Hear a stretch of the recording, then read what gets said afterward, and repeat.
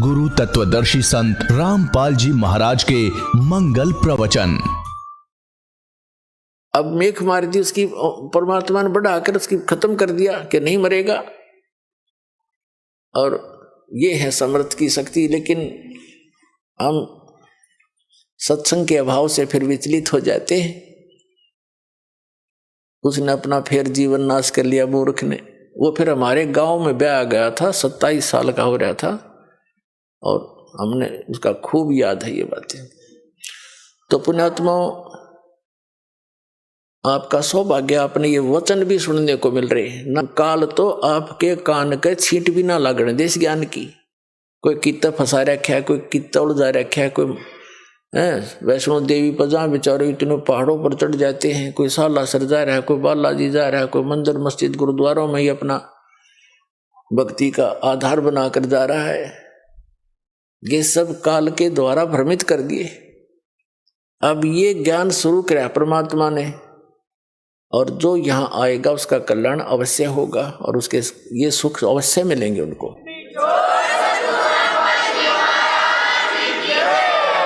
जैसे प्रसंग चल रहा था कि सबको मालूम है, ये तो सभी मानते हैं कि भाई बुरे का फल बुरा ही होता है, लेकिन डर निकल गया हमारा। डर कब निकलता? जब हमें ज्ञान नहीं रहता। अब हम अपनी मर्जी से, अपने व्यवस्था से भगवान के विधान को त्याग कर स्वयं अपने कर्म के लेख को चेंज करना चाहें, कभी नहीं हो सकता। जिस समय कंस ने अपनी बहन देवकी का विवाह श्री वासुदेव जी से किया, श्री कृष्ण जी के माता पिता थे वो, और कंस उनका मामा था, तो उसने बड़े प्यार से अपनी बहन का विवाह किया और उसको सी ऑफ करने के लिए अपनी नगरी की सीमा तक छोड़कर आते थे।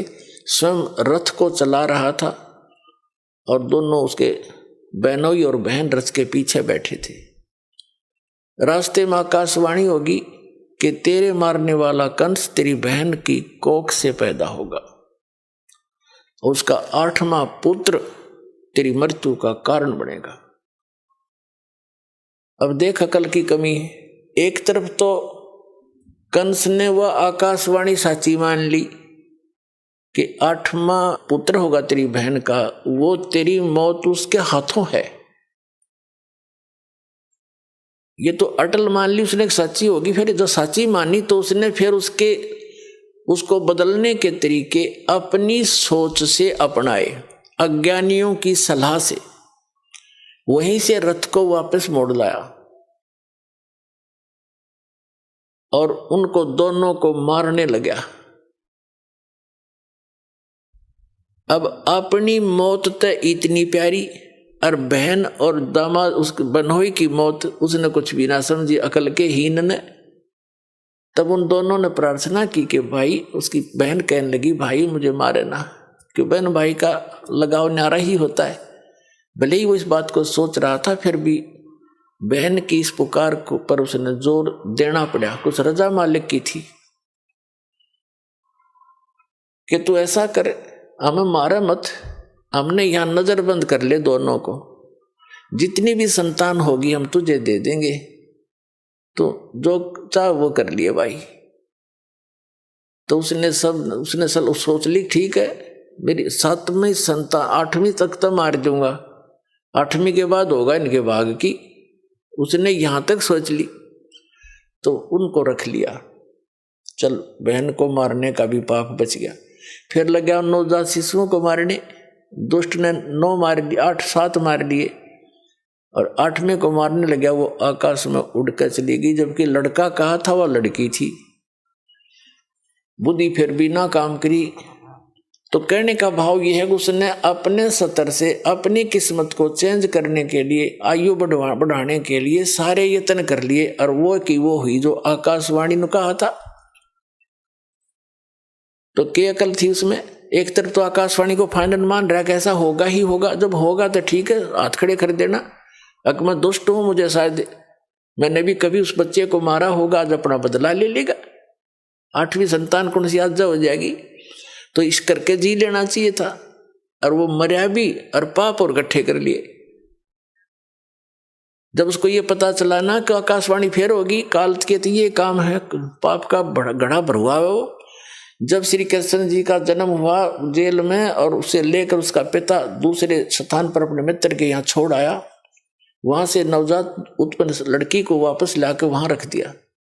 तब आकाशवाणी हुई कि तेरे मारने वाला पैदा हो चुका है, लेकिन जेल से बाहर। अब उसने सोचा भी आसपास के नगर के जितने भी उसके राज्य में नवजात शिशु थे, 1 दिन का, 2 दिन का, 10 दिन का, महीने के, 6 महीने के, साल के, 2 वर्ष के, 5 वर्ष तक के बालकों को सबको मरवा दिया दुष्ट ने, एक अपनी जान बचाने के लिए। ये है अकल के कमजोर, अकलहीन, ये है अकल लूने। पाप का घड़ा भर लिया और मर के मान्या, मृत्यु हुई जो की तो जो बोला गया था।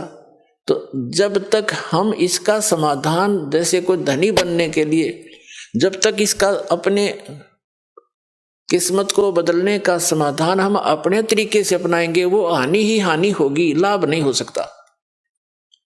और उसके चेंज करने की विधि बता रखी है कि मासा घटे न तिल बधाए, विध ना लिखे जो लेख, और साचा सतगुरु मेट के ऊपर मार दे मेघ। परम संत की शरण में, कबीर परमात्मा के बच्चे की शरण में आने के बाद फिर ये प्रारब्ध कर्म वो बदल सकता है, सारे इतिहास चेंज कर सकता है। वो समर्थ है। समर्थ किसे कहते हैं? फिर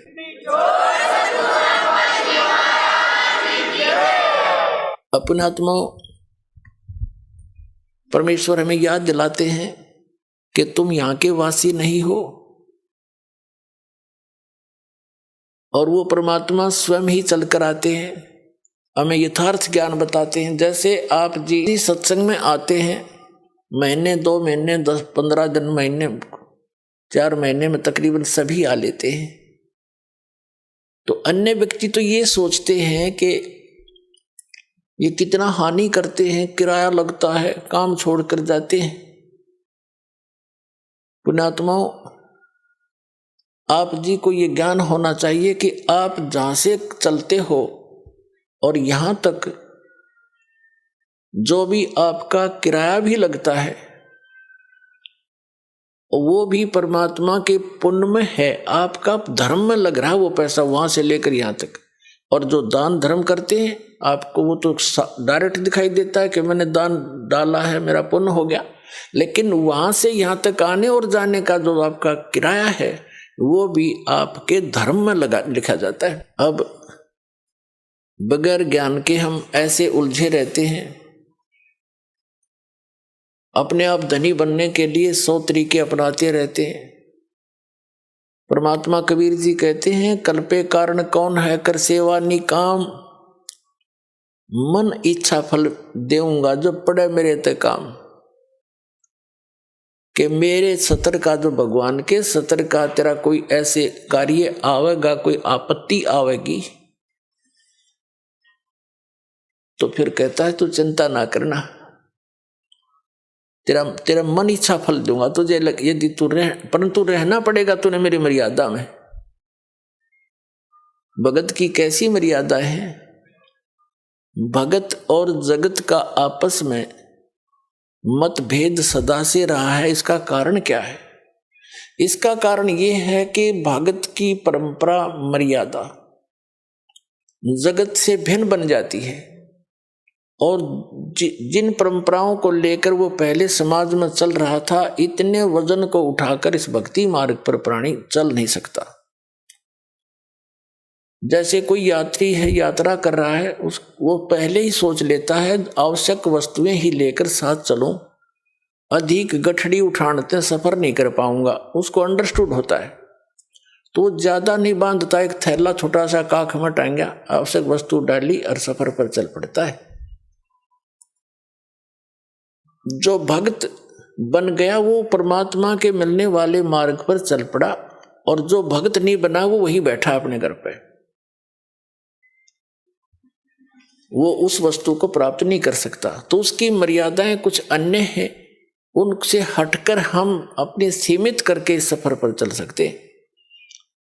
तो इसी प्रकार जगत और भगत की आपस में मतभेद बना रहता है कि ये तो ऐसे भी नहीं करते, ये त्योहार भी ना मनाते, ये तो दहेज भी ना देते, ये लेते भी कोनी है। तो इस तरह के हम नहीं कर सकते, क्योंकि हमें ज्ञान हो गया कि आज हम किसी से लेते हैं, कल देना पड़ेगा। तो क्यों सिर में दर्द कराया फिर देने के लिए? जैसे आज कोई रिश्वत ले रहा है किसी से, 5,000 10,000 20,000 ले ली, और वो उसने देनी पड़ेगी फिर उसको आगे चल के अगले जन्मों में। अब परमात्मा आदरणीय गरीबदास साहिब जी कहते हैं, तुमने उस दरगाह का मैल नहीं देखा और धर्मराज के तिल तिल का लेखा। बता, कहते तुम इसलिए गलती करते हो, तुमने वो स्थान ना देखा जहां पर फैसले होते हैं इस भगवान के सत्र के। तुमने उस दरगाह का वो मैल नहीं देखा, धर्मराज के तिल तिल का लेखा। ये बालकों का खेल है। एक तिल यानी एक जरा सी भी कोई आपकी वस्तु है, आपस में वो लेन देन किसी भी जन्म में हो, चाहे 1000 जन्म के बाद हो, आपकी वो पूरी करनी पड़ेगी। आज कोई रिश्वत ले रहा है, अगले जन्म में वो दामाद बनकर लेगा उसका और पैसा ले जाएगा, और फिर मृत्यु हो जाए मन माने, वो पैसा भी गया, लड़की दूसरी जगह ब्याहनी पड़ेगी। तो टूट गया कहर उसके ऊपर। हमारे सामने जितनी भी ये आपदाएं आती हैं, ये पिछले संस्कारों से हैं। इसको समझने के लिए एक उदाहरण है। हम इतने गिर चुके हैं, इतना सतर गिर गया हमारा, हमने सिर्फ ये संसारिक भौतिक सुख दिखाई देते हैं, नथिंग एल्स। और इनके पाने के लिए, यहाँ की सुख की फोकट महिमा बनाने के लिए हम कुछ भी आगा पीछा नहीं देखते। एक व्यक्ति का विवाह हुआ, एक पुत्र उत्पन्न हुआ, उसकी पत्नी की मृत्यु होगी, उसने दूसरी शादी की, 10-12 वर्ष के बाद दूसरा पुत्र हो गया, वो स्वयं भी मर गया, उसकी पत्नी भी मृत्यु को प्राप्त होगी। अब बड़े लड़के का विवाह हो चुका था, छोटा भी बालक था, 10-12 वर्ष का, 13 वर्ष का। तो क्या हुआ, वो छोटे वाला बीमार पड़ गया।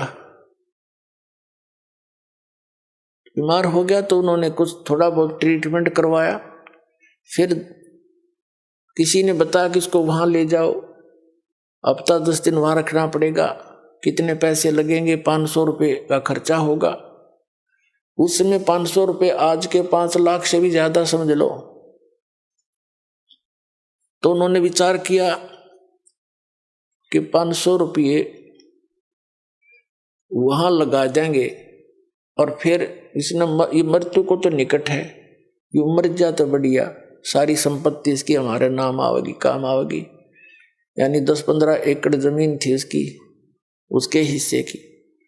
उस लालच में उन्होंने केस स्कीम बनाई, एक डॉक्टर से बात करी, वैद्य से, कि वैद्य जी तू ऐसे ऐसे कर दे, ये बीमार तो है ही, किसी को पता भी नहीं चलेगा। वो भी लालच में डूब गया। 500 रुपये, उसने 100 रुपये लिया, जैसे भी लिया, और उसको विष दे दिया बच्चे को, वो मर गया। मर गया तो कुछ दिन के बाद वो तो खुशी का ठिकाना नहीं, किसी को पता चला नहीं, रास्ते का रोड़ा भी निकल गया उनके सोच से। फिर बताते हैं कि उनका बच्चा लड़का हो गया 1 वर्ष के बाद। अब खुशी का ठिकाना नहीं, पाला पोसा, उसका विवाह कर दिया। 16 जल्दी विवाह कर देते थे तो 12-13 वर्ष के का, 15-16 वर्ष का जब वो लड़का हो गया, बीमार हो गया, संतान कोई थी नहीं, इतना बीमार हो गया कि अपने पुत्र को उन्होंने जहां भी जिसने बताया, झाड़ फूक करने वाला या कोई वैद्य डॉक्टर, सब जगह ले गए, वो जमीन भी बेच दी, आधे से भी अधिक, और उसको कोई आराम होने का नाम नहीं। एक दिन वो उसका पिता बैठा, लड़का लेटा हुआ चारपाई पर, कति अस्थि पिंजर शेष था। तब उस लड़के ने कहा कि भाई साहब, अपने पिता की तरफ मुंह करके कहा, भाई साहब। अब उसने सोचा तो कति इसकी बुद्धि भी खत्म हो ली, मुझे भाई कहने लग गया। कहा कि भाई साहब मेरी लकड़ियों की व्यवस्था कर ले और एक कफन तैयार कर ले। वो कहता है बेटा मैं तेरा बाप हूं, मैं तेरा पिता हूं, भाई नहीं हूं। बोला नहीं, तो मेरा भाई है। अरे सुन ले राम कहानी, मैं तेरा वही भाई हूं जिसको तूने विष देकर मारा था। और किस लालच में कि यह संपत्ति तेरे नाम हो जाएगी। यह संपत्ति भी मेरी आली सारी तूने बेच बेच कर मेरे ट्रीटमेंट पर लगा दी है। अब केवल तेरा मेरा हिसाब एक कफन और लकड़ियां का रह रहा कर ले त्यार। तब उसकी वह बुद्धि के सक्रिय खुल गए। अगर सचमुच मैंने तो नाश करया, भाई मारा और संपत्ति भी गई। रोन लग गया आंखों में पानी भर के। तो वो लड़का कहने लगा भी रोन दौड़ तो कुछ ना पाखंडी, तो अपनी तैयारी पकड़े। अब उसने उस समय विवेक आया कि भाई ठीक है, जैसा इस नीच ने करया मेरे तो आगे आगी। इबोर तो संतान मेरा हो को नहीं, इकलौता पुत्र था तो मरेगा, मेरा तो वंश नष्ट हो गया। जिसा मुझे मैंने किया ठीक मिला मुझे तो। पर एक बात और बता दे, जो या तेरी पत्नी है, तेरी मृत्यु के बाद अब इसको जीवित जलाया जाएगा, क्योंकि सती प्रथा थी उसमें। पति मर जाता था तो पत्नी से पहले तो पत्नी को जिंदा जलाया जाता था चिता में, जैसे मुर्दे को फूकते, उसको सती कहते। अब इसका क्या दोष, इसने अब इसको जिंदा जलाया जाएगा। तब उसने बताया कि वो डॉक्टर कहाँ है जिसने मुझे व्यस्त दिया था, वैद्य। उन्होंने बताया कि आपके 2-3 वर्ष के बाद उसकी मृत्यु हो गई थी। तो उस लड़के ने बताया कि ये वही है, ये डॉक्टर मेरी पत्नी, अब ये भी भोग लेगा अपने करे हुए को। तो पुण्यात्माओं, ये भले ही आपने कथा लगती हो, पर विधान है परमात्मा का। यो तुमने उस दरगाह का मैल नहीं देखा और धर्मराज के तिल तिल का लेखा, एक एक पाई पाई का हिसाब होगा वहां पर। तो इस प्रकार हमने परमात्मा पर विश्वास करके, और जो साधना दास बताता इसको करके देखो और फिर लाभ देखिए उस परम पिता के।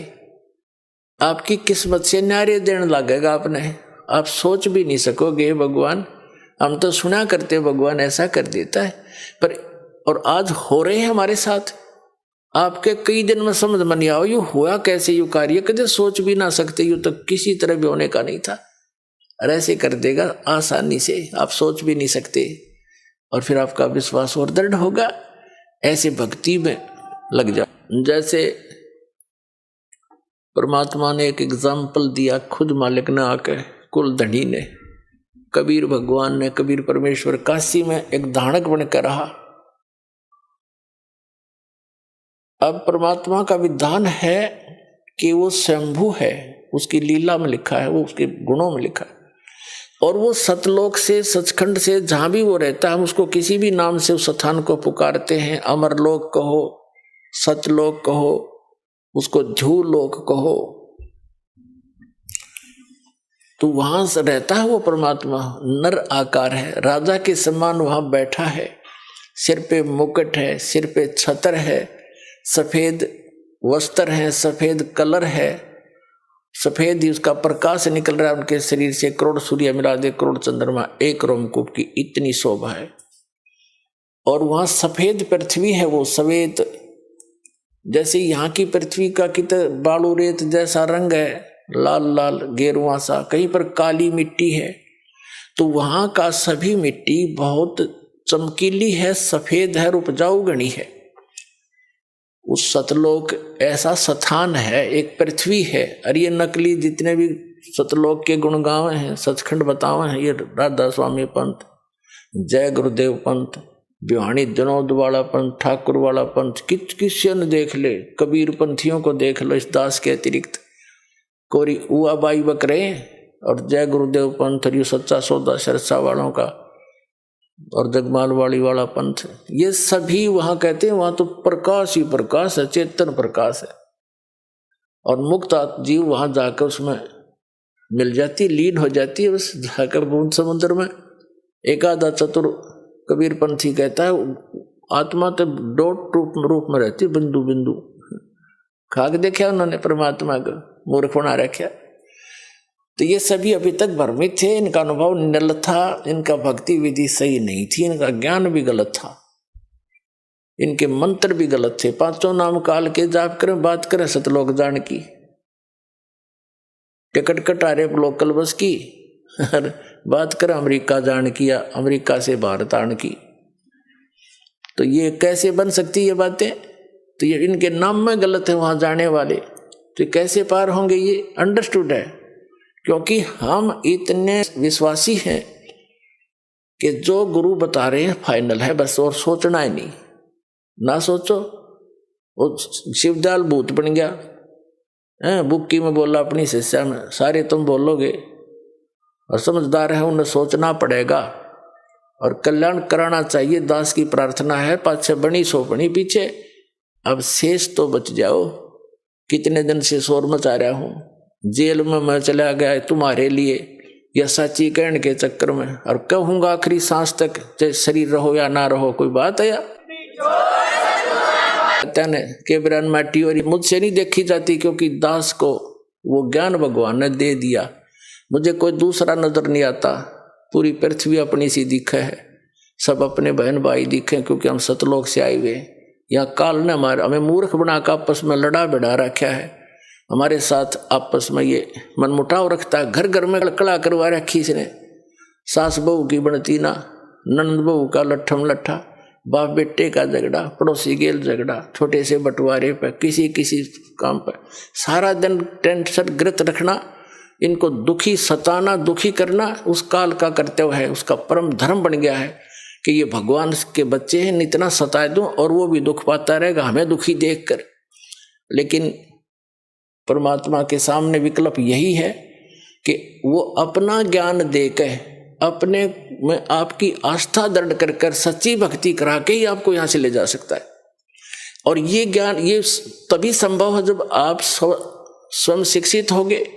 तो अब शिक्षित करना पड़े आपको परमात्मा ने, और शिक्षित करके अब जितने भी संत थे, पंथ थे, धर्म मजहब थे, उनके सदग्रंथ भी विद्यमान हमारे पास, और उनका अनुभव वर्तमान के जितने भी कलियुगी संत महंत हैं, आचार्य शंकराचार्य हैं, किसी भी धर्म पंथ के, वो क्या हमें बता रहे हैं ये आपको मालूम है। और सदग्रंथ दास दिखा रहा है कि ये बताते निराकार भगवान को, किसी से बात कर लो, चाहे हिंदू है, चाहे मुसलमान, सिख या ईसाई है, कहते परमात्मा तो निरंकार है, वो तो निराकार है, वो तो प्रकाश ही प्रकाश है। ऐसी सुनी सुनाई दंत कथा से पवित्र बाइबल आपको दिखा दिया दास ने, उसमें लिखा है परमात्मा ने मनुष्यों को अपने जैसा बनाया, नर और नारी करके उनकी सृष्टि की। तो भगवान निराकार, पूछ कर देखो किसी भी ईसाई धर्म के पवित्र आत्मा से कि परमात्मा कैसा है, वो कहेगा गॉड इज फॉर्मलेस, परमात्मा निराकार है। तो क्या खाक पड़ा उन्होंने पवित्र बाइबल को? फिर बाइबल को वो फाइनल मानते हैं। तो बाइबल में तो साकार लिखा परमात्मा, मनुष्य दृश्य है। ऐसे ही वेदों के पढ़ने वाले भगवान को निराकार बताते हैं, और वेदों में स्पष्ट लिखा है कि परमात्मा मनुष्य दृश्य है, राजा की तरह बैठा है, वहां से गति करके आता, भक्तों से मिलता है, उपदेश देता है, और कवि की तरह प्रक्रिया करता है, कवियों की तरह जगह जगह जाकर लोकोक्तियों के माध्यम से, दोहों के माध्यम से, शब्दावली के माध्यम से, शब्दों के माध्यम से अपना ज्ञान प्रचार करता, उपदेश देता है। और कुरान शरीफ में लिखा है कि पवित्र बाइबल ने जो समर्थन किया है कि परमात्मा ने 6 दिन में सृष्टि रची, 7वें दिन तख्त पर जा बैठा, और उसमें लिखा है कि उस परमात्मा ने मनुष्यों को अपने जैसा बनाया। वही ज्यों का त्यों 40% विवरण पवित्र बाइबल वाला पवित्र कुरान शरीफ के अंदर विद्यमान है। सूरत फुरकानी 25 में आयत नंबर 52 से 59 तक स्पष्ट किया हुआ है कि वो कबीर नाम का परमात्मा है। और कुरान शरीफ के ज्ञान देने वाला अल्लाह कहता है अपने पैगंबर हजरत मोहम्मद को कि आप इन काफिरों की बातों में मत आना, वो कबीर सुप्रीम पावर है, वो कबीर अल्लाह है, वो सर्वशक्तिमान है, सब कुछ कर सकता है, और इस वही है जिसने सबकी रचना करी, वो अपने बंधों के गुनाहों से खूब परिचित है। वो कबीर परमात्मा आपके पाप भी नाश कर सकता है, आपके कर्म के। वो वही है जिसने 6 दिन में सृष्टि रची, वो कबीर नाम है उसका। और 7वें दिन तख्त पर जा विराजा, उसकी खबर किसी बा खबर से पूछ देखो, जब तख्त पर जा बैठा निराकार कितना हो गया। वो मुसलमानों को पूछ लो भगवान कैसा अल्लाह, वो तो बेचून है, बेचून मान निराकार। इन पवित्र वेदों को पढ़ने वाले इनसे पूछ कर देखो, अभी तक आपके पास सबका विधान है, हिंदू धर्म में तो आप जन्मे हो, इनका तो खूब पता आपको। ये भी कहते हो परमात्मा निराकार है, और आपने दास ने उन्हीं के अनुवाद को आपके सरोवर कर दिया। इन अंग्रेजों का कराया हुआ अनुवाद, इंजीनियरों का, इन आर्य समाजियों का आर्य निराकार बताएं, और खुद अनुवाद कर रहे हैं। भगवान राजा के समान देखा जाता है, वहां से गति करके आता है, भक्तों से मिलता है, उपदेश देता है, कवि की तरह घूमता है, और फिर भी निराकार बताओ। सबकी बुद्धि घुमा रखी काल ने। तो पुण्यात्मा, अब रजा हुई है परमात्मा की आपके ऊपर। अब आपकी रुचि बढ़ेगी इन प्रमाणों को देख के, सचमुच सारी बात सच्ची, और वह ऐसी सृष्टि है, वहां सब मुक्त प्राणी ठाठ से रहते हैं। जो सुख आप यहाँ खोज रहे हो वहां मिल जाएगा, और यहाँ तो आप रह ही नहीं सकते, चाहे राष्ट्रपति बन जाओ, और चाहे सारी पृथ्वी पर तो मकान बना ले, 100 कोठी बना ले, ये तो तेरी है नहीं। मूर्ख बंडा बना रहे तो वहां क्यों ना चल रहे। यहाँ तो जब तक यहाँ रहना है भक्ति कर, जैसा मालिक देता वैसे तो रहे। जो राखे तो ही रहूं, मेरा के चारा, और खाने जाद खरीद हूं गुलाम तुम्हारा। ये परमात्मा, मैं तो आपका दास हो गया। अरदास की चिंता मालिक ने, नौकर की चिंता मालिक ने खूब बनी रहती है। ये दयालु मालिक है हमारा। जो मालिक हमने मान रखा है तो कसाई है, ये ब्रह्म ज्योति निरंजन काल, इसको हमने मालिक मान रखा था, ये तो कसाई है, ये तो आपके अपने स्वार्थवश रोके हुए। और जब हम दयाल की शरण में आएंगे तो हमारे सारे दुख दूर हो जाएंगे। तो कबीर साहब वो दयालु मालिक है, उसकी शरण में आगे तो उसको सब पता है, मेरे बच्चे को क्या आवश्यकता है, मेरे नौकर को सब सुविधाएं देता है, क्योंकि उसके अंदर दया होती है।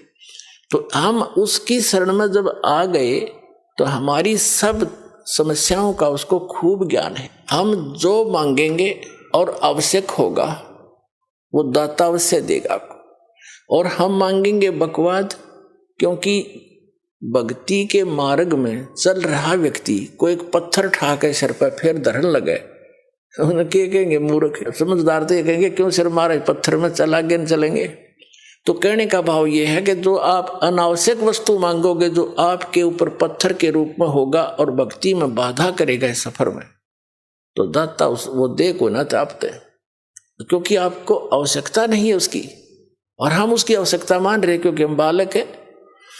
तो इस प्रकार पहले दास चाहता है, बुद्धिमान समाज है, बहुत सावधानी से सोचना पड़ेगा आपने।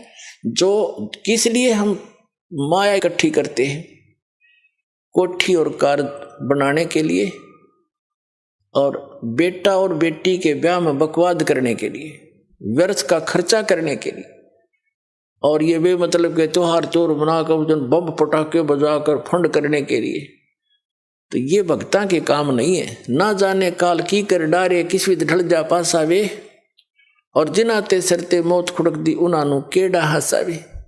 हमने नोट ऐसे डर के रहना पड़ेगा या ना जाने के बिजली गिर जा। जैसे विवाह करते हैं बच्चों का, उसमें 6 महीने पहले तो चिंता वाले घर वालों ने, बेटी बहनी हो, और लड़के वाले की कभी बराबर खर्च वाले हैं, तो सारा पंगा पा रहे हर तरह का। तो उसके लिए फिर कितना डीजे लाएंगे, हाँ, फिर बड़ी बड़ी बारात, और ये सारा काम बिगाड़ा नहीं फिल्मों ने।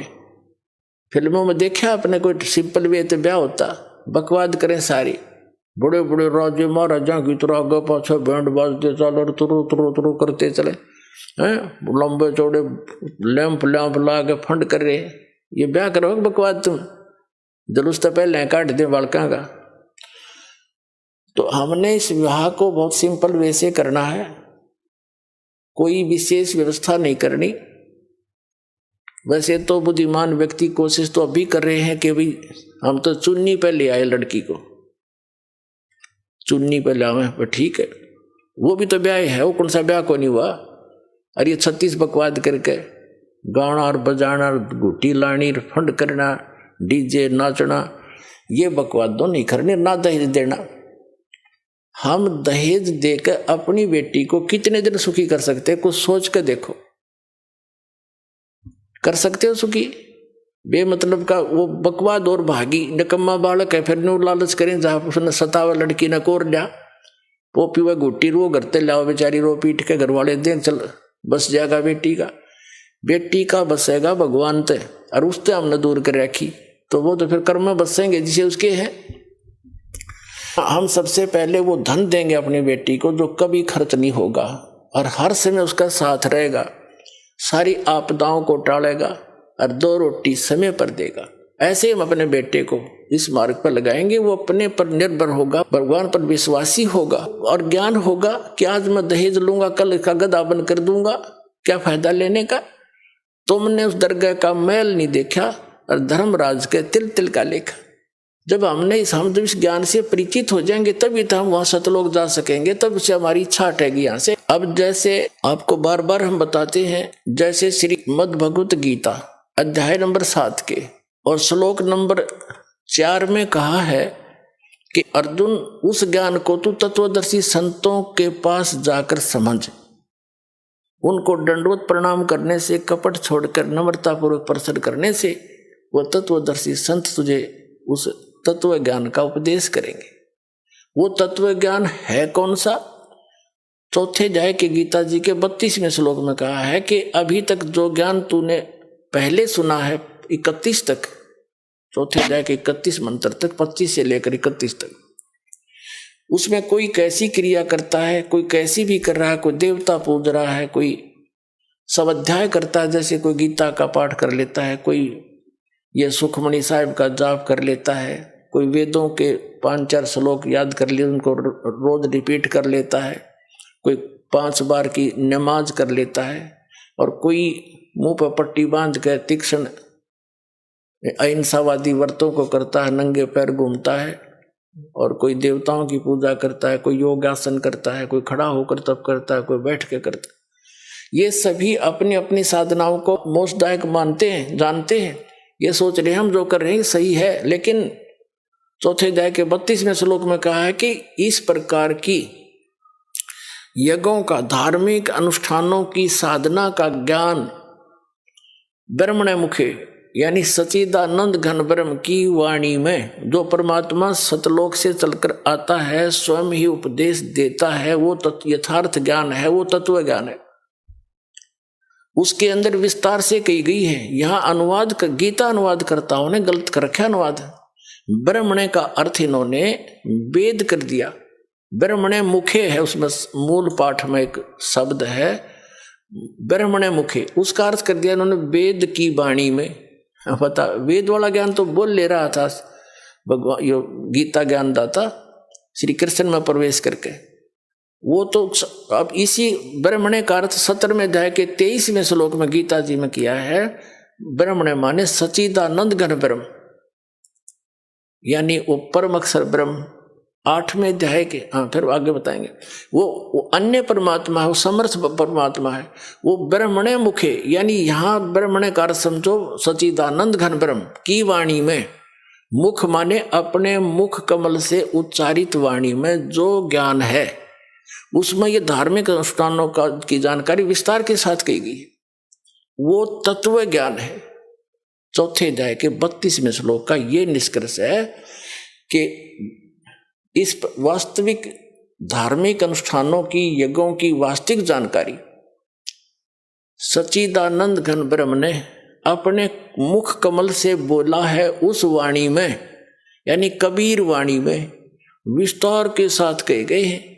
और उनको कर्म जान, यानी वो काम करते करते कर्म योगी होकर के उनको पूरा किया जाता है, और उसको जानने के बाद तो सभी कर्मों से मुक्त हो जाएगा, सभी पापों से।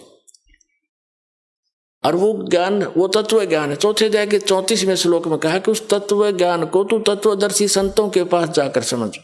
इससे सिद्ध है कि गीता ज्ञान दाता भी उस ज्ञान से अपरिचित है, नहीं तो लिख देता एक अध्याय और बना देता, ये हो गए तत्व ज्ञान। तो वो तत्वदर्शी संत कौन है? ये दास साध वर्तमान में, ये सत्कर मान लियो, थारे दच्चा चाहे ना दच।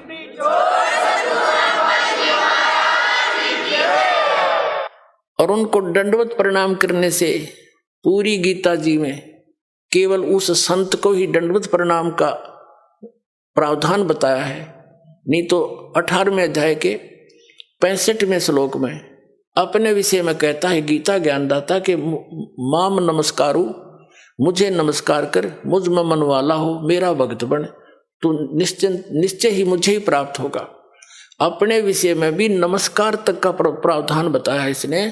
और उस तत्वदर्शी संत को कहा कि उसको दंडवत प्रणाम करने से, कपट छोड़कर सरलता पूर्वक, नम्रता पूर्वक, निष्कपट भाव से प्रसन्न करने से वह तत्वदर्शी संत तुझे उस तत्व ज्ञान का उपदेश करेंगे। अब फिर क्या बताता, 7वें अध्याय के 29वें श्लोक में कहता है कि अर्जुन, जो मेरे आश्रित होकर, यानी मेरे इस ज्ञान को आश्रय बनाकर तत्वदर्शी संतों की खोज कर लेते हैं, तो उनको वो केवल जरा और मरण से छूटने का ही प्रयत्न करते हैं। जरा मीन वृद्धावस्था, जरा मीन वृद्धावस्था और मरण मीन मृत्यु, डेथ। कहते वो केवल इस जरा बुढ़ापे के कहते और मृत्यु के दुख से बचने के लिए ही प्रयत्न करते हैं, क्योंकि वो तत्ब्रह्म विदु कृष्णम कर्म चाखिलम, तत्ब्रह्म विदु और कृष्णम अध्यात्म च अखिलम कर्म, वो सभी कर्मों से और संपूर्ण अध्यात्म मार्ग से और तत्ब्रह्म से वो पूर्ण रूप से परिचित होते हैं। और वही केवल जरा और मरण से छूटने का प्रयत्न करते हैं। इसका सीधा सा अर्थ है कि जो साधक संसार की अन्य किसी वस्तु की इच्छा मन में नहीं लेकर के केवल अपने कल्याणार्थ यानी जरा और मरण से छूटने का जो प्रयत्न कर रहे हैं, तत्ब्रह्म विदु उस परमात्मा को जानते हैं, जान चुके हैं तत्ब्रह्म को, और सारे अध्यात्म से परिचित हैं, ज्ञान से और सब कर्मों से वो परिचित हैं। इसलिए वो विष फांकते नहीं, उनको जहर दिखाई देता है, किसी से रिश्वत लेना, ये करना, वो करना। जैसे किर का जहर का रंग होरी हो, कहो कौन तिस खावे राम रंग होरी हो। अगर तो होरी माने खुशी, जैसे होली बनाते हैं अपने हिंदू धर्म में, तो होली का मतलब बड़ी खुशी के साथ नाचते हैं, गाते हैं। कहते हैं यह है नकली होली, असल खुशी तो उनको होगी जो परम पिता परमात्मा कबीर जी की शरण में आकर विधिवत भक्ति करेंगे, सारे सुख रहेंगे, कदे आनी ना हो। कहते समर्थ का शरणाग हो रंग होरी हो, कदे न हो ए काज राम रंग होरी हो। अब क्या बताते हैं कि जैसे किर का जहर का रंग होरी हो, कहो कौन तिस खावे राम रंग होरी हो। जिसने परमात्मा की शरण में रहना है और राम रंग की होली खेलनी है, यानी सदा सुखी रहना है यहाँ भी और सतलोक जाकर, तो वो जैसे किर का जहर का कहीं पर विष का कण गिरा हो छोटा सा भी, और आपको पता है कि विष है, उस अधिक तो दूर की बात है, विष को खाना उस कण को भी नहीं खाएगा, उठाएगा वहां से और ऐसी जगह पृथ्वी में दबा कर आएगा किसी के ओर का हाथ ना लग जा, और हाथ धोएगा मिट्टी से, कदे इसका अंश मेरा ना छू जा किता है। तो कहते हैं जब आप पूरे अध्यात्म मार्ग से और सभी कर्मों से परिचित हो जाओगे, फिर आपको रिश्वत लेना, चोरी जारी ठगी डाके डालना और दहेज लेना और देना दोनों जहर दिखाई देगा।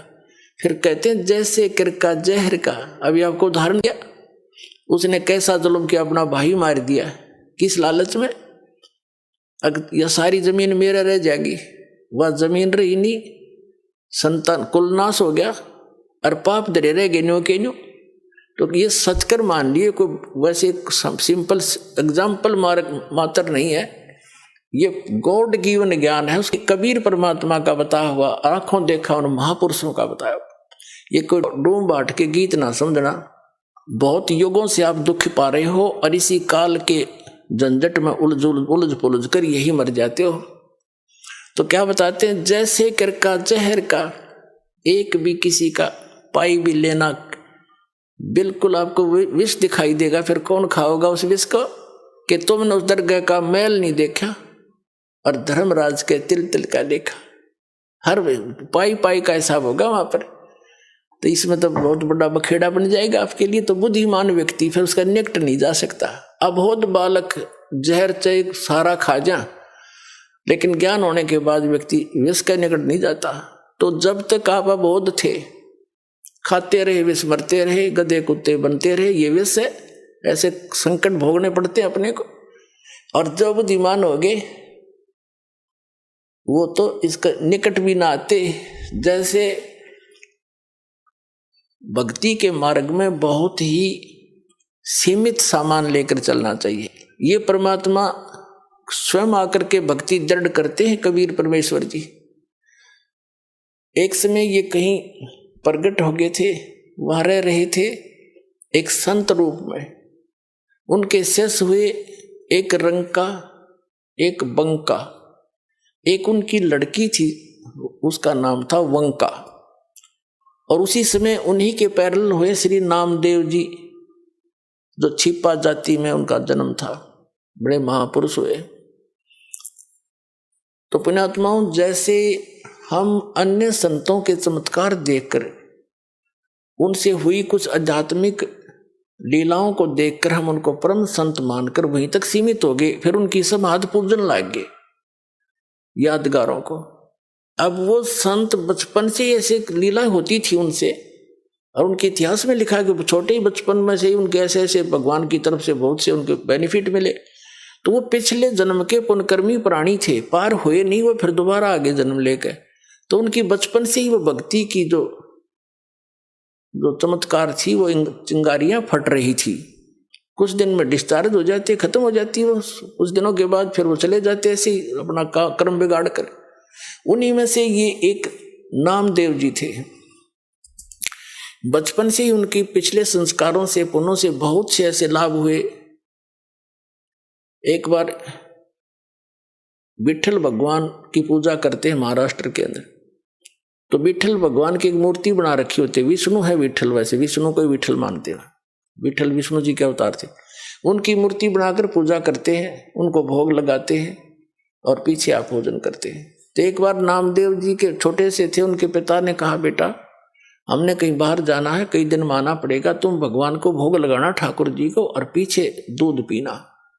पहले भगवान को भोग लगाना ठाकुर जी को, विठल जी को, और फिर पीछे ग्रहण करना, अन्यथा पाप लगेगा। बच्चे का बहुत जल्दी असर होता है इन बातों का।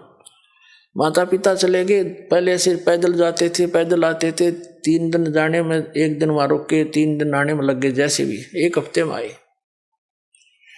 अगले दिन नामदेव जी ने नहा धोकर दूध का कटोरा भर के और विठल भगवान की मूर्ति का आगे रख के, जैसे माता पिता करते थे, पर्दा लगा के खड़ा हो गया, भगवान भोग लगा लो, भगवान भोग लगा लो। थोड़ी देर में पर्दा उठाया, जो का दो रखा कटोरा, नहीं दूध लगाया, नहीं पिया। अब उसके माता पिता क्या करते थे कि कटोरा रख के ऐसे करते थे, विठल भगवान दूध पी लो, पर्दा लगा देते थे। एक आली सी में मूर्ति रखी थी, उसका पर्दा ला रखा था, और थोड़ी देर में उठा के अपने आप सारे दूध में मिला के और पी लेते थे। और बच्चे को इन्हों पता नहीं था कि विठल जी दूध ना पीते, उन्हें सोचेगा जी घूंट भर लेते होंगे भगवान, तभी माता पिता लाते हैं। उन्हें देखा भगवान ने तो दूध ना पिया, उस दिन भी फिर खुद भी रोटी ना खाई। भगवान आप भोग नहीं लगाओगे तो मैं भी नहीं खाऊंगा, आदेश है मेरे पिताजी का। अगले दिन फिर रख दिया दूसरा भर के, उस दिन भी ना पिया, रोटी नामदेव जी ने भी नहीं खाई। अब तीसरा दिन निकला, बालक मरण हो गया। अब वो समर्थ परमात्मा, यानी उसके पिछले पुण्यों से ऐसे लीला होती है। आए दाता उस विठल वाली मूर्ति का आगे बैठ गए, छोटे से बन के। और नामदेव ने कहा, भगवान जब तक भोग नहीं लगा लोगे तेरा दास टूक टूक ना तोड़े, मरूं चाहे जीऊं, मैं तो बेशक मर जाऊं। तभी आस्था देखी भगत की, भगवान ना आके और दूध पी गया, चढ़ चढ़ पूरा कटोरा पी गए। नामदेव कूदता फिरे, आज राजी हुए मेरे भगवान। नामदेव जी की खुशी का ठिकाना नहीं, आप भी दूध पिया, छक्कर रोटी खाई, अकाज प्रसन्न हो गए मेरे भगवान, मेरे से कोई रोटी बन गई थी। अब रोज पीवे, रोज दर्दे दूध सामने पीवे गट गट, और फिर मूर्ति सी दिखे। उनके माता पिता आए, उन्हें चिंता थी, बालक है कहीं भगवान को भोग ना लगाया। वो नाते पूछा, बेटा क्या विठल जी को भोग लगाया था? माता जी ऐसा बना, 3 दिन तो इन्होंने कुछ नहीं खाया पिया और मैंने भी नहीं खाया पिया। क्या करा कि मैं दूध रखूं, भगवान ने ग्रहण नहीं किया। मैंने सोचा आपकी याद में दुखी हो रहे होंगे, परमात्मा नहीं पिया होगा और या मुझसे कोई त्रुटि होगी। तो तीसरे दिन भगवान ने, तीसरे चौथे दिन जैसा भी भगवान ने दूध पिया, नहीं पहले भोग नहीं लगाया 3-4 दिन, और मैंने भी खाना नहीं खाया, मरने को हो गया था। अब बच्चे के मुंह की तरफ देखे वो माता पिता, ये क्या बोल रहा है, क्या कैसे भोग लगाया बेटा तेने कि भगवान को भोग रख। 3 दिन तो इन्होंने पिया नहीं, चौथे दिन पी लिया दूध, सचमुच। हाँ, उन्हें सोची लड़का बकवाद करे है, इसने कोई भोग भाग नहीं लाया। क्यों? उनको मालूम था दूध पीता नहीं, मूर्ति पत्थर का दूध पिया करे। वो तो मुंह कर लागे छीटा फिर आप उठा लाया करते थे। उन्हें सोची वो बकवाद कर रहा है, कितना भोग भाग नहीं लाया, खेलता रहा बालकों में। ने बोला साची बता, न तने गढ़ेंगे हम, झूठ बोला तू तो भोग नहीं लगा। भगवान पत्थर थोड़ा, मूर्ति थोड़ा दूध पीती है। अगने नहीं दूध पिया, मेरे सामने पिया। उनको और पक्की दचकी झूठ बोला सारी उलट का।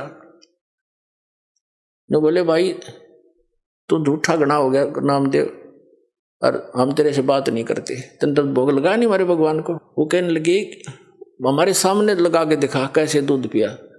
उन्हें प्रतिदिन जैसा करता था, पूरे रूटीन से धोया, कटोरा दूध का भरा और रख दिया। हे भगवान, मेरे माता पिता के विश्वास नहीं रह जाता, भोग लगाओ। उसी समय मूर्ति से हाथ से निकले नू कचिया कचिया, और पकड़ कर उनके सामने, माता पिता के सामने गट गट दूध पी गया।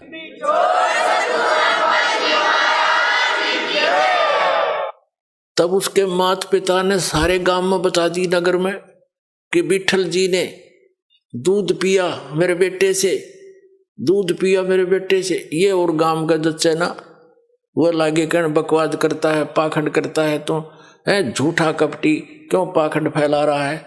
मूर्ति कभी दूध पीती है। पंचायत होगी, चौपाड़ में बुला दिया नामदेव भी, उसका लड़का भी। पंचों ने फैसला किया कि हमारे सामने दूध पिलाओ भाई, जब मानेंगे ना तुम्हें देश से निकाल, गांव से निकालेंगे तुमको। तुम पाखंड फैलाते हो, अपने घर पर लोगों का चढ़ा चढ़वाने के लिए भ्रमित कर रहे हो, वहां बुलाने लग जाओगे कुछ दिनों। अब समस्या आ गई, नामदेव भी बुला लिया।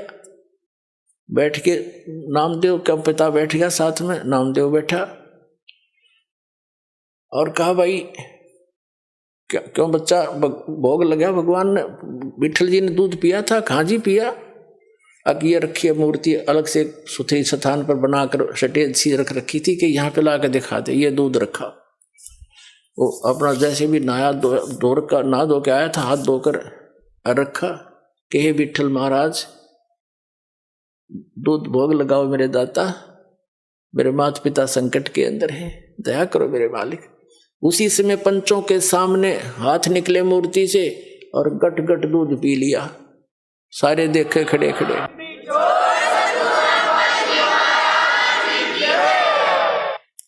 अब इस चमत्कार को देखकर नामदेव जी की इतनी महिमा होगी, आसपास के क्षेत्र में पूज्य होगी।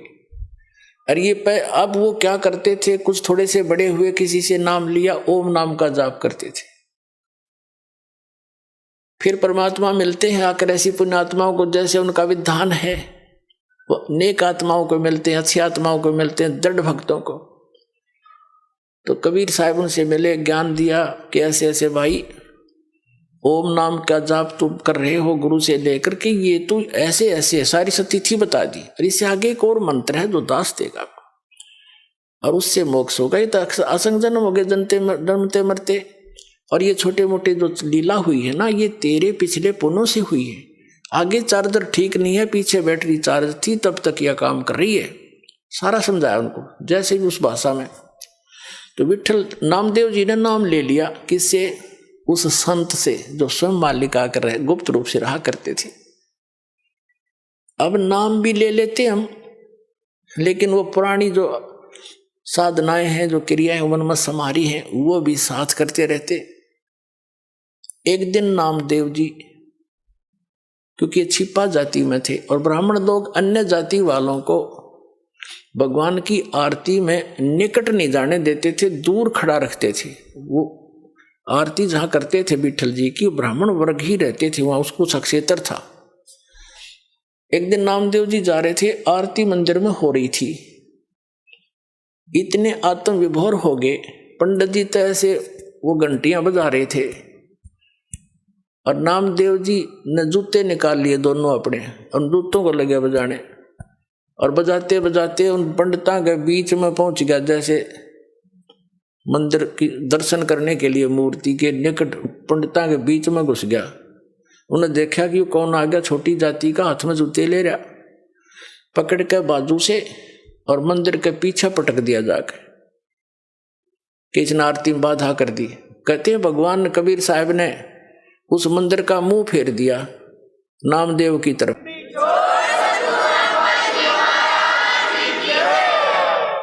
और पंडित जी पीछे घंटी पीटे खड़े खड़े पछला काने। तो नामदेव जी उठकर आगे, अगले दिन वो उनसे मिला, अपने गुरु बहनों से, भाई से, रंका बंका और वंका। तो घर पे पहुंचा, वहां आते जाते रहते थे। घर पे गया तो अकेली लड़की थी वंका, माता पिता कहीं बाहर गए हुए थे। वो लड़की कुछ पट्टी तैयार करे थी, जैसे किसी के चोट लाग जाए उसके जैसा भी देसी इलाज, कोई कूट छेद के जड़ी बूटी। नामदेव जी ने पूछा, बहन किसको क्या हो गया, आप क्या बना रही हो? अपने आत्मा भगत जो होते हैं वो भगत वाली भाषा बोला करते हैं। और लड़की बोली, भाई नामदेव तू चल रहा है बनमुखी, अपने हिसाब से चलता है भाई, तू आगा पीछा नहीं देखता, तेने क्या जरूरत थी वहां मंदिर उन पंडितों के बीच में जाकर खसण की है? गुरु जी की बेइज्जती कराना चाहता था तू। जब तेरी बेइज्जती देखीगी नहीं गुरु जी पे, और गुरुदेव ने जो तेरा मंदिर घुमाया है ना, उसके कारण गुरुदेव का चोट लग गया हाथ के, और उसके लिए पट्टी तैयार करो। नामदेव कुछ सोच ले भाई, ना दुखी कराया करे। नामदेव ने सोचा गुरु जी दिखे भी कोई ना वहां पर, और मंदिर घूम गया, उसने वहम हो गया था कि मेरी भक्ति ने कर दिया यू काम। उसकी फड़क निकालनी थी, वो भ्रम निवारण करना था दाता ने। अब उसने सोचा बहन सचमुच एक और मैं बालक हूँ, मूर्ख हूँ, पट्टी ले जा रही हूँ, चाल मेरे साथ। वो दोनों गए, गुरुजी का चोट लाग रही हथेलियां पे, और लड़की ने मैलम लाकर पट्टी बांधी, चरणा में पड़ गया, रोन लग गया। ने बोला भगवान मेरे से गलती होगी, माफ करते हो, आगे से ऐसी गलती नहीं करूंगा। बोला कहा बेटा, जब मैंने मार्ग बता रखा, वो मंदिर में टिंडे लेने गया था तू, जो भक्ति मैंने बता रखी, इस विधि से तेरा कल्याण होगा, वहां किस लिए गया था? तुम मानते हो नहीं, मनमुखी चलते हो, इसलिए मार खाते हो। तो उसके बाद उसकी वह दृढ़ता बढ़ गई सचमुच। लेकिन वो तो मालिक थे, वो जैसे आजकल परंपरा चल गई है कि गुरु ही भगवान होता है, गुरु भगवान नहीं होता। वो तो भगवान ना आए थे सीधे गुरु बन के, और अपनी भक्ति की सतिथि बना के रखनी थी। काल नो सोचा है नकली संत नकली पंथ बना के, नकली नाम जाप करा के इनकी भगवान से आस्था हटा दूं। जो साधना ये करेंगे उससे लाभ तो होना नहीं, आपत्ति नो की नो पड़ेंगी आके, तो कुछ दिन में भक्ति छोड़ देंगे। और परमात्मा सोच क्रियाएं करता है, आप भी आते हैं, कोई एक आधा संत भी भेज देते हैं, तो अधिकतर स्वयं ही आए हैं मालिक ने, और स्वयं ही वो काम करा जो भगवान किया करते हैं। तो वो तो भगवान और गुरु वो तो वन ऑल इन वन थे, वो तो सब कुछ थे दाता। लेकिन अन्य जो गुरु है वो गुरु है, और भगवान अन्य है। गुरु परमात्मा का पुजारी होता है, और उससे मिलाने वाला मीडिया होता है। गुरु भगवान नहीं होता, भगवान तो भगवान ही होता है। लेकिन उस परमात्मा को पाने के लिए एक विधि बताई है परमात्मा ने, कि अपने गुरु को आप एज ए गॉड ट्रीट करना, उससे भगवान की तरह व्यवहार करना, ताकि जब तुम यहां से जाओगे इसी रूप में आगे भगवान परीक्षार्थ बैठेगा। और यहां जैसा व्यवहार आप कर रहे हो, जैसे विचार अपने गुरुजी के प्रति रखते हो, वो वहां भी होंगे। तो वहां जैसी आपकी व्यवहार विचार त्रुटि युक्त होंगे, तो वहां से आपको रिजेक्ट कर दिया जाएगा, फिर वापस गिर जाओगे। तो इसलिए परमात्मा कहते हैं, गुरु मानुष कर जानते ते नरकइये अंध, महादुखी संसार में आज्ञा काल के फंद। गुरु गोविंद कर जानियो, रहियो बचन समाए, और मिले ते दंडवत बंदगी, नहीं पल पल ध्यान लगाए। अब कहने का भाव क्या है कि जैसे ये दास है, और इस दास के स्थान पर भगवान आ सकते थे, वो आ जाएं, और आप उनको खोज रहे हो, भगवान अब यहां आ जाए। वो भगवान आपका कैसा व्यवहार होगा, जैसा इस दास के प्रति आपका है। अब उस परमात्मा के प्रति जो आपका भाव बनेगा, और वो भाव इस दास के प्रति नहीं है, तो वहां भी नहीं बनेगा आपका फिर उसके प्रति। अब जैसे परमात्मा यहाँ आ जाए आपको, जिसकी आप खोज कर रहे हो, तो किस प्रकार लपटोगे उसके चरणों में, रोगे, मुंह की तरफ देखोगे, 100 बार शुक्र मनाओगे, भगवान बड़े भाग जाएंगे, दर्शन होगे। जिस भगवान को हम खोज रहे हैं, और वो आज इस दास के स्थान पर होता, वो तो हजारों बार हुए हैं, रहे हैं दाता, हम नहीं समझ सके। उसको जन साधारण एक भक्त संत समझ कर हमने उनसे डील किया। आप जो व्यवहार मेरे से कर रहे हो वैसा उसके साथ करोगे, तो परमात्मा वहां जब जाएगा, तो यहां ये सोचकर हमने गुरुदेव से डील करना चाहिए कि मान लियो भगवान बैठे हमारे सामने, भगवान के सामने कपट से बात नहीं की जा सकती। जो वचन, जो आदेश देव श्रोधार्य होना चाहिए, अपनी नहीं चलानी चाहिए, क्योंकि वो आपके हितैषी हैं, आपका बुरा नहीं चाहते, केवल भले के लिए आपको आदेश देंगे, ऐसा नहीं करना, ऐसा नहीं करना, केवल ऐसा ही करना। तो ये तुम वचन मानोगे तो भगत बनोगे और आपका कल्याण होगा। यहाँ कहते मुख पर वचन करे परमाना, और घर पर जाकर करे विज्ञाना। मुख पर तो गुरु जी की बात मान ले, हाँ जी हाँ जी, घर जाकर न सोचो ना, नो थोड़ा ऐसे थोड़ा करना है, बताइए मर्यादा कैसे छोड़ेंगे, तो फिर के खाक से सो तुम। जो गुरु वचन पर डट गए कट गए फंद 84 के, भाई जो गुरु वचन पर डट गए कट गए फंद 84। तो गुरु, वो तो गुरु रूप में आए थे मालिक ही, लेकिन दास गुरु रूप में मालिक नहीं, उस मालिक का दास समझो। लेकिन गुरु को भगवान के तुल्य मानने से आपकी समस्या हल होगी, नहीं तो होए को नहीं। जैसे एक मैथमेटिक्स का, एक गणित का प्रश्न होता है ऋण का, उसमें मूलधन ज्ञात करना होता है, तो मूलधन तो होता करोड़ों रुपए में, अरबों में। उस अरबों करोड़ों वाले मूलधन को प्राप्त करने के लिए मानना पड़ता है, मान लीजिए मूलधन 100 रुपये। वो मूलधन 100 रुपये होता नहीं, लेकिन उसको मूलधन मानने बिना वो करोड़ों अरबों वाला मूलधन आपको मिल नहीं सकता। तो जो परमात्मा है वो तो परमात्मा है, वो तो समर्थ है, लेकिन उस समर्थ को पाने के लिए इस दास को आपने मानना पड़ेगा मूलधन, यानी गुरु मान ले भगवान।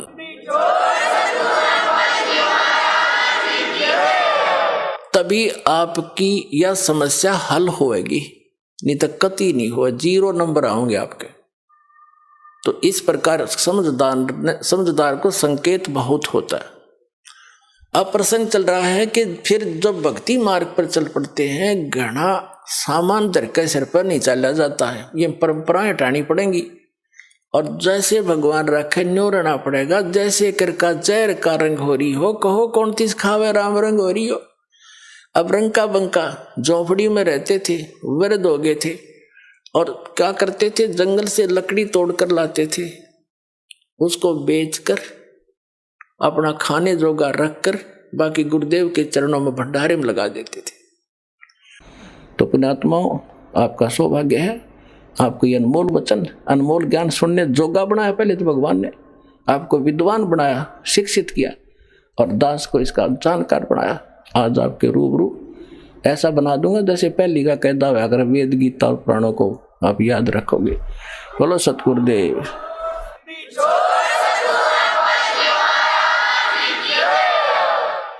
तो अब आपको कुछ भक्तों के अनुभव सुनाएंगे, जिनको परमात्मा से प्राप्त जो लाभ हुए हैं वो अपने मुख कमल से बताएंगे। सुनिएगा। सर नमस्कार। नमस्कार सर। सर क्या नाम है आपका? सर मेरा नाम रमेश दास है। सर संत रामपाल जी महाराज से नाम दीक्षा कब लिया आपने? सर संत रामपाल जी महाराज से मालिक ने मुझ पे 2013 में दया की बख्शी थी। सर संत रामपाल जी महाराज से नाम दीक्षा लेने से पहले आप क्या भक्ति साधना करते थे? संत रामपाल जी महाराज से पहले, नाम दीक्षा लेने से पहले, जो समाज में भक्ति सभी करते हैं, जैसे कृष्ण जी की पूजा, माता की पूजा और अपने पितरों को, दादा बाबाओं को पूजना, किसी स्थान पर जाना, धार्मिक स्थान पर, इसी प्रकार से हम भी जाया करते थे। ज़्यादातर हम गुड़गांव की शीतला माता मंदिर को महत्व दिया करते थे, क्योंकि यहाँ पे हर साल किसी न किसी को आके आना माता की पूजा करनी। इसी प्रकार से हमारे पिताजी भी एक भगत टाइप में होते हुआ करते थे। उनके पास कुछ छोटी मोटी रिद्धि सिद्धियाँ हुआ करती थी, वो भी एक दूसरे की बता दिया करते थे। आपकी वो यहाँ बैठा हुआ है, वो फलाना ये कर रहा है, वो वहाँ है, उसकी सारी चीज़ें बता दिया करते थे। हमारे पिताजी में भी इसमें अनुभव हुआ करता था, वो भी काल की पूजाएं करते थे छोटी मोटी अपने अनुसार। वही पूजाएं हम भी कर पाते थे जो घर में होती थी। सर, पहले जो आप भक्ति साधनाएं करते थे, उनसे आपको क्या लाभ मिला? जो पहले भक्ति साधनाएं करते थे, उन साधनाओं से लाभ का तो हमें पता नहीं था, क्योंकि उस टाइम पे हमें इतना ज्ञान नहीं था। ना ही कभी ये सुना था कि परमात्मा कोई है। सिर्फ जैसे समाज करता है तो उसी का कोडिंग हम भी करते थे। और एजुकेटेड होने की वजह से हमने इन चीज़ों को ज़्यादा महत्व भी नहीं दिया। सिर्फ ये तो मानते थे, आत्मा फील करते थे कि गॉड कोई है एक, लेकिन ये नहीं होता था कि भाई कौन है, कहाँ है, कैसा है, इस चीज़ का हमें अनुभव नहीं था। सिर्फ जैसे माँ बाप का अकॉर्डिंग, माता पिता जैसे हमें गाइडलाइन करते थे, उस अकॉर्डिंग हम चलते जाया करते थे उनके साथ साथ। उन चीज़ों का हमें उस टाइम पे फ़ायदा नहीं हुआ, क्या फ़ायदा क्या, लेकिन कुछ मुझे लगता है अब मैं फील करता हूँ कि मुझे उस टाइम पर कोई लाभ नहीं हुआ। सर, संत रामपाल जी महाराज की शरण में कैसे आए आप? बंदी छोड़ने 2013 की बातें हैं, क्योंकि मैं बैंकिंग डिपार्टमेंट में फाइनेंस डिपार्टमेंट देखता हूँ, टोलन डिपार्टमेंट। और हमारा कल्चर थोड़ा सा बहुत ज़्यादा बिगड़ा होता है, क्योंकि एजुकेटेड समाज होता है, पढ़े लिखे कॉलेज लाइफ जैसे स्टूडेंट निकले होते हैं हमारी सेम उम्र के यंग, वो मीट मार, दारू अंडे शराब सारी चीज़ें करते हैं। उसी कल्चर में मिलते मिलते हम भी एक जैसे हो गए थे। ड्रिंक भी करते थे, कभी कभी सिगरेट भी बहुत ज़्यादा आदी हो, स्मोकिंग के आदी हो चुके थे। और मैं आपको एक्चुअल बताऊं तो मैं इन देवताओं पे और बाबाओं पे और मुल्लाओं पे ट्रस्ट नहीं करता था। इनसे घृणा हो चुकी थी, क्योंकि जैसे मीडिया दिखाती है कि भैया इन बाबाओं के शिरडी में, बालाजी पे और मंदिरों में जाओ आप, इतना पैसा है कि 100 साल तक हमारे यहाँ ट्रेन फ्री जा सकती हैं। हमारे देश के पूरी इंडिया, भारत 100 साल तक खाना फ्री खा सकता है। तो ये सोचता था मैंने, इन बाबाओं पे इतना पैसा है, उनके कारनामे देखता था, किसी बाबा ने इस लड़के के साथ ऐसा कर दिया, किसी ने ये कर दिया, किसी ने वो कर दिया, तो ऑटोमेटिकली दिल के अंदर एक घृणा सी हुई पड़ी थी संत के नाम से। उस टाइम पे फिर मैं ऑफिस आ रहा था, हमारे दोस्त की सदर बाजार में एक शॉप है, बुक से ले रहे हो, मैंने उसके पास ज्ञान गंगा पुस्तक रखी देखी, मुझे बड़ा आश्चर्यजनक कुछ हुआ। मैंने माइंड में जो पुस्तक रखी देखी स्टॉल पे, काउंटर पर रखी हुई थी, मैंने ज्ञान गंगा, तो अपने आत्मा के अंदर एक फील किया कि ज्ञान गंगा। मुझे लगा कि ज्ञान गंगा का मतलब तो ऐसा हुआ कि ये ज्ञान की गंगा है। मैंने अपने आप ऑटोमेटिकली फील किया कि ज्ञान की गंगा, इसका मतलब तो होता है ज्ञान की गंगा। तो जैसे ही मैंने सर वो पुस्तक उठाई तो मैंने उसका एग्जाम्पल देखा। मैंने संत रामपाल जी का कभी चेहरा भी नहीं देखा था, ना ही मैं संत रामपाल जी को जानता था, कभी नाम नहीं सुना था। भाभी और संतों की साई जानता था, जैसे राधा स्वामी, धनधन सतगुरु डेरा सच्चो सौ दिन का नाम मैंने सुना हुआ था। इनसे मैं थोड़ा बहुत वाफिक भी था, इनके भक्त कोई ना कोई हमारे लिंक में रहे करते, यार दोस्त फ्रेंड सर्कल में, इसी प्रकार से। तो मैंने जैसा भी देखा संत रामपाल जी को, मैंने कभी देखा नहीं, कबीर साहब को देख के। और जब मैंने उसकी हेडलाइन देखी तो हेडलाइन देखते मैं उस टाइम स्मोकिंग बहुत करता था, 3-3 4-4 सिगरेट फूंक दिया करता था। मैंने सिगरेट पीते पीते 2-3 उसकी हेडलाइन देखी। हेडलाइन में देखने के बाद मुझे ऐसा फील हुआ कि यार ये पुस्तक में कुछ तो है। मेरे सर में दर्द सा होने लगा और मैं कन्फ्यूज हो गया उस पुस्तक को पढ़ने के। यार क्या ब्रह्मा विष्णु महेश के माता पिता हो सकते हैं? यार काल क्या होता है, सृष्टि रचना, आत्माएं क्या, मोक्ष क्या, ये क्या कह रहे हैं यार। मैं इतना कन्फ्यूज हो गया कि मैं उस टाइम कुछ कर नहीं पाया। मैं उस पुस्तक को देख के मैंने सोचा यार, मेरा फ्रेंड था, मुझे उसे भी अपने पास बिठा के, कभी मेरे से 10-20 रुपये मांगता भी नहीं था। उस पुस्तक का मैंने उससे रेट पूछा, उसने मेरे से कहा कि 30 रुपये। मैंने कहा तू सैनी साहब, ये 30 रुपये की पुस्तक 15 रुपये इस पर MRP लिखी हुई है, आप 30 रुपये मेरे से किस प्रकार से ले रहे हो?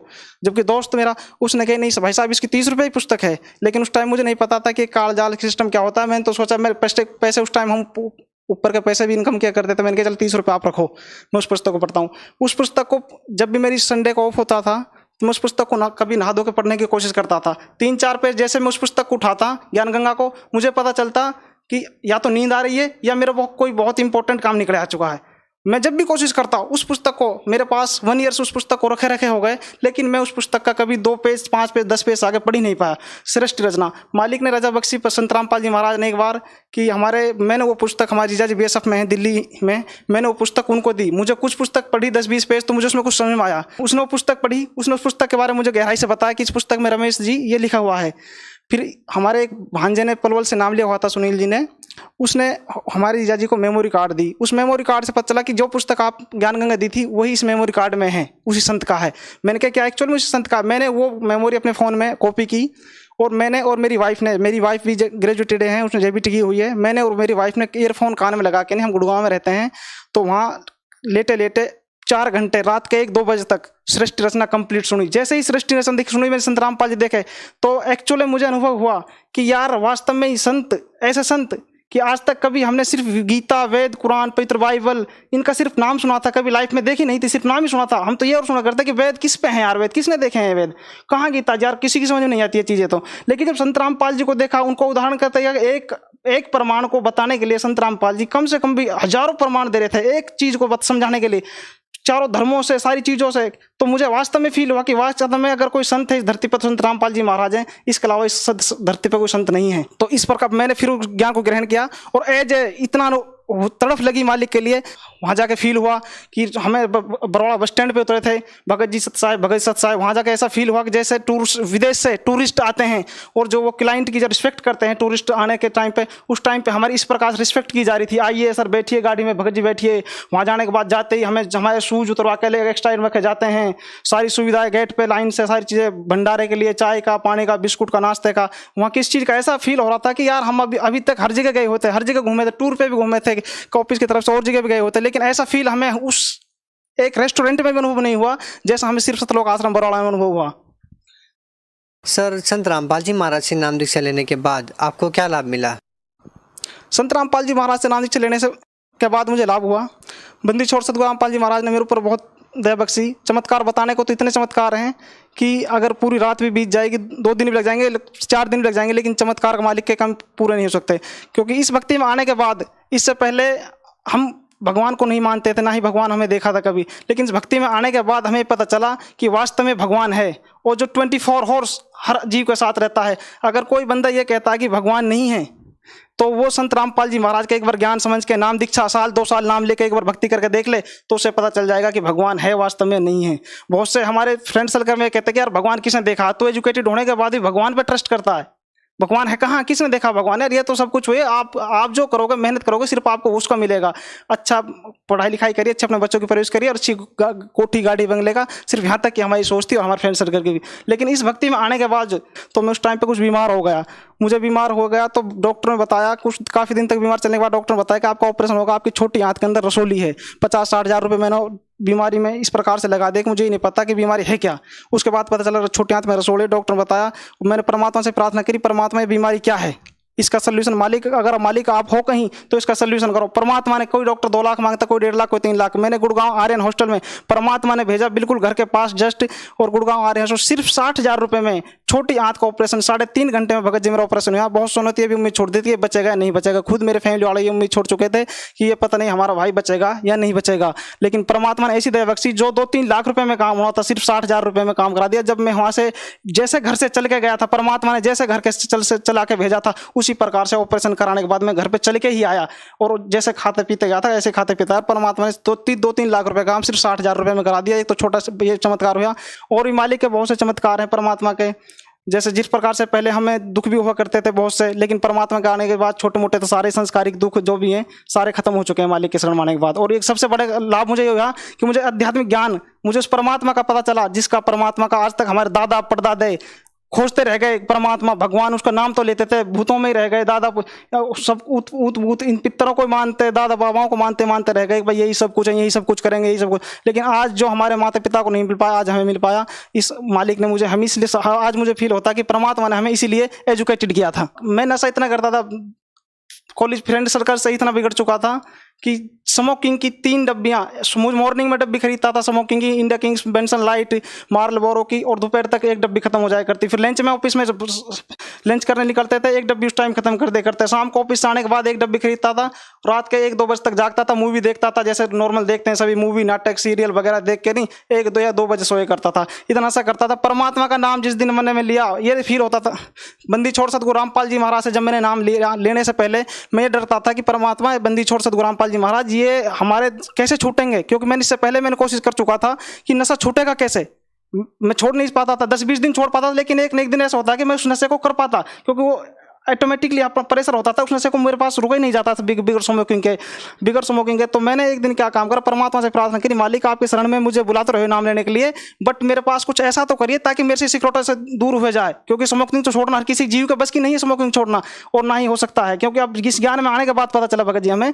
तो फिर मालिक ने रजा बख्शी हमारे पास, मैंने प्रार्थना करी, 5-6-7 दिन पहले ही मालिक ने सिगरेट मेरी जड़ से खत्म कर दी। एक दिन ऐसा हुआ कि ऑटोमेटिकली ऐसी घृणा सी हो गई सिगरेटों से, मीठ माठंडी से, कि बिल्कुल भी जाने से पहले 1 हफ्ता पहले बिल्कुल त्यागपत्र हो गया, ऑटोमेटिकली घृणा आने लगी। सर भगत समाज को क्या संदेश देना चाहते हैं आप? सर भगत समाज को मैं संदेश देना चाहता हूँ कि आप एजुकेटेड हो। आज के ज़माने में हर इंसान, हर फैमिली में 4-5 एजुकेटेड आपको मिल जाएंगे। ओल्ड ज़माने की बात नहीं, अब न्यू लेटेस्ट ज़माने में जितने भी पूरा परिवार आजकल एजुकेटेड है, पढ़ा लिखा है। मैं तो कहता हूँ परमात्मा संत रामपाल जी महाराज, आप आज की जनरेशन संत रामपाल जी महाराज का नाम लेते ही दूर भागती है, संत रामपाल जी के नाम का नाम लेते ही चिढ़ती है। ऐसा क्या है, आपने संत रामपाल जी महाराज को ना देखा, ना उसका ज्ञान सुना, ना आप उसको जानते, आप उससे दूर क्यों भागते हो? आप आज सभी का ज्ञान सुन लोगे, राधा स्वामी, धन सतगुरु, सच्चा सौदा राम रही, सभी का आप ज्ञान सुन लोगे, लेकिन संत रामपाल जी महाराज का ज्ञान क्यों नहीं सुनते? उसके अंदर ऐसी क्या है? आप एक बार खुद एजुकेटेड हो, आप सारी मूवी देखते हो 3 घंटे की डाउनलोड करके नहीं, आप एक बार संत रामपाल जी महाराज के 1 घंटे की सत्संग सुन के क्यों नहीं देखते? आप एक बार संत रामपाल जी महाराज के 1 घंटे की सत्संग सुन के देखिए, हो सकता है तो आप ज्ञान गंगा पुस्तक पढ़िए, आप खुद निर्णय करिए। संत रामपाल जी महाराज को औरों की तरह भी नहीं कि वे अपना ज्ञान सुनाया घुटमलट करके बंद करके अपने पार हो गए। संत रामपाल जी महाराज तो क्लियर बता रहे हैं, भाई साहब 5 और 5 10 होते हैं, ना कि 5 और 5 9 होते हैं। आप खुद देखो, खुद निर्णय करो। मैथमेटिक्स जब 5 और 5 10 बता रहा, तो आप भी मानो उसको मैथमेटिक्स कह रहा है, उसकी गवाही दे रहा है, मैथ का लेक्चरर गवाही दे रहा है, तो हमें मानना चाहिए। हम पढ़े लिखे हैं कि भाई साहब मैथ भी कह रहा है, हम भी कह रहा है। सर संत रामपाल जी महाराज अभी जेल में है, उनके श्रद्धालु व उनके समर्थकों का भाव उनके प्रति ज्यों का त्यों बना हुआ है। सर क्या कारण है कि संत रामपाल जी महाराज जी के प्रति उनकी आस्था बिल्कुल भी कम नहीं हो रही है, उनके समर्थकों की संख्या बढ़ती जा रही है? सर देखो, इससे पहले शायद हमें भी जब ज्ञान नहीं था, हम भी शायद संत रामपाल जी महाराज के बारे में ऐसे ही सोचते, लेकिन जब आज ज्ञान हो गया, इसी प्रकार से जैसे आज मुझे ज्ञान हुआ है, ऐसे ही परमात्मा ने सही अपने भक्तों को, बच्चों को ज्ञान दिया है।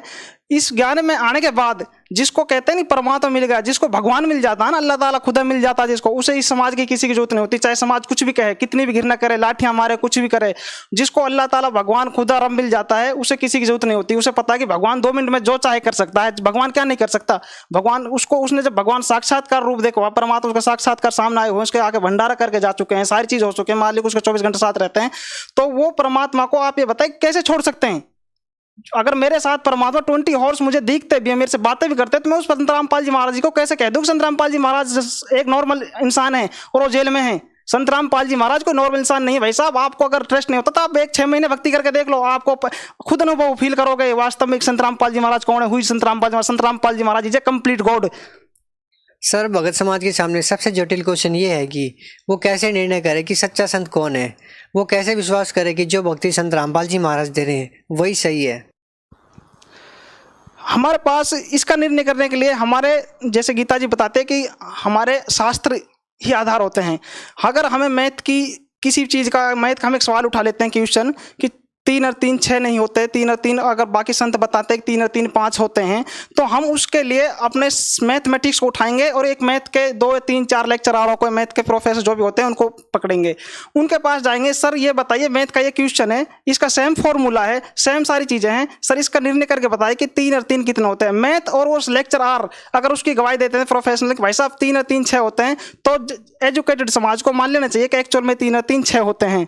ठीक है सर। तो इसी प्रकार से संत रामपाल जी महाराज चारों धर्मों के लिए, पवित्र गुरु ग्रंथ साहिब, पवित्र बाइबल, पवित्र कुरान शरीफ और पवित्र गीता जी, पवित्र चारों वेदों के अकॉर्डिंग परमात्मा प्रमाण करके एक प्रमाण देते हैं, मालिक ये परमात्मा है और इसकी भक्ति विधि ये है। परमात्मा कबीर साहब, कबीर गॉड है, वेदों में प्रमाण है, कुरान शरीफ में प्रमाण है कि जिस अल्लाह ताला ने 6 दिन में सृष्टि की, 7वें दिन तख्त पे जागा, उस अल्लाह ताला के बारे में मैं नहीं जानता। वो भगवान कह रहा है कल मोहम्मद साहब से कि उस अल्लाह ताला के बारे में मैं नहीं जानता, उस अल्लाह ताला के बारे में तुझे कोई बाखबर बताएगा, बाखबर से जाके पूछ ले। बाखबर का उसमें अंडरग्राउंड भी दे रखा है कि भाई इल्म वाले मतलब तत्वदर्शी संत तुझे बताएगा उस बाखबर के बारे में, मैं भी नहीं जानता। और ये फिर भी जैसे मुसलमान और भी सारे समाज हैं लगे हुए हैं आंख बंद करके, अरे निर्णय तो कर लो, क्या कह रही है हमारी गीता जी, क्या कहती है कि तीनों देवताओं की भक्ति के लिए हमारी गीता जी मना करती है। हमारे वेदों में एक ओम के अलावा कोई मंत्र नहीं है, फिर भी राधा स्वामी, धन धन सतगुरु, डेरा सचोराम, और इनके पास है क्या? आप एक बार इनकी खोज तो करो भाई साहब। जैसे और संत हैं, इनका एक बार आप इनका ज्ञान सुन लो और एक बार संत रामपाल जी महाराज का ज्ञान सुन लो, खुद निर्णय कर लो भाई साहब है क्या। एक बार आप किसी और संत की सत्संग सुनिए, एक बार संत रामपाल जी सत्संग सुनिए, अपना आप निर्णय हो जाएगा। अब आप पढ़े लिखे हो और आजकल कोई किसी को बेवकूफ नहीं बना सकता, ना ही कोई पागल है कि ना कि संत रामपाल जी महाराज के पीछे आंख बंद करके लगेगा। आप खुद निर्णय करो और खुद फैसला करिए सर। सर, जो श्रद्धालु संत रामपाल जी महाराज से नाम दीक्षा लेना चाहते हैं वो नाम दीक्षा कैसे ले सकते हैं? संत रामपाल जी महाराज से जुड़ने का सबसे आसान तरीका है, माय डियर फ्रेंड्स, सत्संग आता है 7:40 से 8:40 से साधना चैनल पर रोजाना सत्संग आता है इवनिंग में। आप उस सत्संग को देखिए और सत्संग में जाने से, नाम लेने से पहले सबसे पहले आप उसका ज्ञान समझिए। सत्संग में नीचे टीवी पे एक ग्रीन लाइन आती है, अंडरलाइन जो चलती रहती है, उस पर अधिक जानकारी के लिए फलाने दिस कॉन्टैक्ट नंबर पर कॉन्टैक्ट करिए। वो कॉन्टैक्ट नंबर नोट करिए, उस पर लिखा हुआ होता है कि आप ज्ञान गंगा पुस्तक फ्री में मंगा सकते हैं और अदरवाइज या तो आप ज्ञान गंगा इस अधिक जानकारी के लिए इस नंबर पर कॉन्टैक्ट कर सकते हैं। जैसे भी आपको कोई भी समस्या, कोई भी क्वेश्चन पूछना है और भी कुछ करना है या नामदान के बारे में पूछना है, तो मालिक की जैसे सुविधा आश्रम में थी, बाई सीडी परमात्मा नाम दान दिया करते थे संगत का ज़्यादा होने की वजह से, इसी प्रकार से बाई सीडी परमात्मा के अब भी सारी सुविधाएं उपलब्ध हैं, हर जगह उपलब्ध हैं। आप उन नंबर पर कॉन्टैक्ट करिए और नामदान लीजिए। क्या सर नाम दीक्षा लेने से लाभ होगा लोगों को? सर इसमें कोई दोहरा नहीं है, 101% मैं लिख के दे सकता हूं, मैं उसका हमेशा के लिए गुलाम हो सकता हूं। 101% लाभ होगा, क्योंकि ये कंप्लीट गॉड हैं और संत रामपाल जी ही महाराज वो गॉड हैं जिसके बारे में नास्दांस फ्लोरेंस वगैरह जैसे भविष्यवाणी की हुई है कि वो संत जो इस भारत को गुरु उसमें दिखलाएगा, वो संत रामपाल जी महाराज आए हुए हैं इस धरती पे प्रेजेंट में, और इसके अलावा कोई नहीं है। खुद आप देख सकते हैं निर्णय करके नहीं कि संत रामपाल जी महाराज कौन, उसका ज्ञान। गीता जी में वर्णित